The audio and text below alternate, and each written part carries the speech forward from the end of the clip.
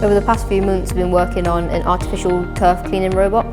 Artificial turf has become more and more of an option for households, especially because it's low maintenance.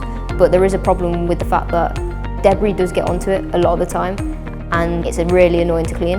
So having a device that can do that, especially when it's automated, and you can control the whole device via an app, allows for you to clean it. I even have to be at home. I chose to participate because I thought it would be a difficult and new experience. The thing I've enjoyed most about the challenge would be working with a new team of people who I hadn't got the chance to really work with as closely before, as well as overcoming new challenges that I wouldn't have had the chance to tackle in the company otherwise. I would absolutely recommend this challenge to other people. It's a fantastic experience and it's something new for everyone.